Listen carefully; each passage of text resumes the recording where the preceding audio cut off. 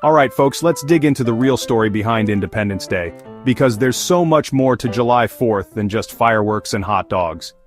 It all started way back in 1776. On July 4th, the Continental Congress officially adopted the Declaration of Independence, which was mostly Thomas Jefferson's handiwork. That's the day the 13 American colonies told Britain, "Thanks, but no thanks. We're going our own way." But here's a little secret. Most of those famous signatures you see on the Declaration, they weren't added on July 4th. In fact, most delegates didn't sign until August 2nd. Only a handful actually put pen to paper on the 4th. Now let's talk about those fireworks. The very first Independence Day fireworks lit up the sky in Philadelphia in 1777, right in the middle of the Revolutionary War. John Adams, one of the founding fathers, even called it. He predicted fireworks and big celebrations would mark the day for generations to come. Looks like he nailed that one. But what about the national anthem? The Star-Spangled Banner wasn't written until 1814, during the War of 1812, and it didn't become the official anthem until 1931.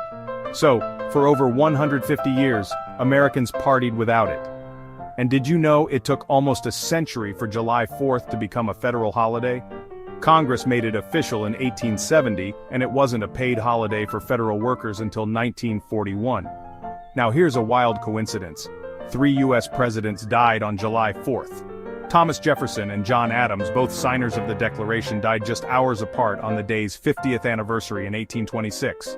James Monroe, another president, died on July 4th too. On the flip side, President Calvin Coolidge was actually born on July 4th, 1872. Talk about patriotic timing. Of course, July 4th is also about having fun. Americans chow down on about 150 million hot dogs each year. Parades, BBQs, concerts, and baseball games are all part of the tradition. And if you're picturing the Liberty Bell ringing out across Philadelphia on July 4th, 1776, think again. It wasn't actually rung until July 8th when the Declaration was read to the public. Believe it or not, July 4th isn't just an American thing. U.S. military bases and Americans abroad throw parties worldwide, and Denmark even hosts one of the biggest July 4th celebrations outside the U.S. So July 4th is more than just fireworks and cookouts. It's a celebration of freedom, resilience, and American history. Now that you know the facts, how will you celebrate Independence Day this year?